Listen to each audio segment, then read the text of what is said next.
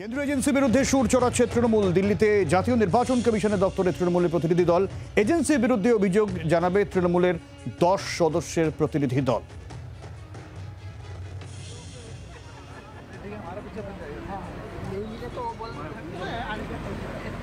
ঠিক কি অভিযোগ তৃণমূল কংগ্রেসের তরফে নির্বাচন কমিশনে জানানো হয়েছে, আমরা আপডেট নেওয়ার চেষ্টা করব। আমাদের প্রতিনিধি রাজীব রয়েছেন আমাদের সঙ্গে নয়াদিল্লি থেকে। রাজীব, সবুজটি দেখো, তৃণমূল কংগ্রেসের 10 সদস্যের প্রতিনিধি দল তারা এই মুহূর্তে নির্বাচন কমিশনের ভেতরে গিয়েছেন এবং নির্বাচন কমিশনের যে ফুল বেঞ্চ তাদের সঙ্গে তারা কথা বলছেন এবং তাদের যে অভিযোগ তারা একটি স্মারকলিপি সঙ্গে নিয়ে গিয়েছেন এবং সেই স্মারকলিপি তারা দেবেন, যেখানে স্পষ্টতই তারা অভিযোগ করছেন যে কেন্দ্রীয় এজেন্সির অপব্যবহার করা হচ্ছে।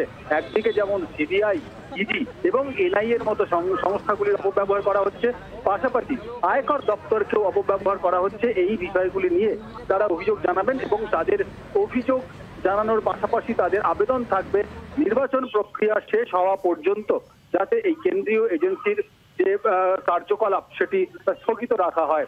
নির্বাচন কমিশনের কাছে তাদের আর্জি থাকছে যেহেতু সমান লড়াইয়ের একটি পরিস্থিতি দিতে হবে, পরিবেশ দিতে হবে নির্বাচনী লড়াইয়ের ক্ষেত্রে, সেটি বাধ্যতামূলক।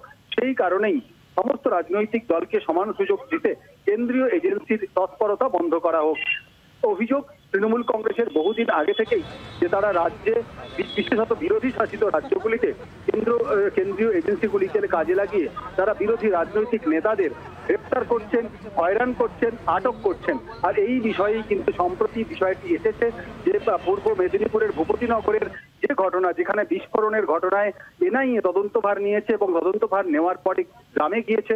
সেখানে যাওয়ার পর রাজ্য পুলিশের সঙ্গে কেন্দ্রীয় এজেন্সি এনআইএর যে বিতর্কের পরিবেশ তৈরি হয়েছে, সেই বিতর্ক এখন কার্যত তৃণমূল কংগ্রেস বনাম বিজেপি বিতর্কে পরিণত হয়েছে এবং এই আবহে দাঁড়িয়ে নির্বাচন কমিশনের যে কর্তব্য, নির্বাচন কমিশন এখন সর্বেসর্বা, যেহেতু নির্বাচনী আচরণবিধি চলছে, তাই তারা নির্বাচন কমিশনের কাছে তাদের অভিযোগ জানাতে গিয়েছেন।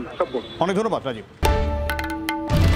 বাংলার আওয়াজ, বাঙালির আবেগ, জি 24 ঘন্টা।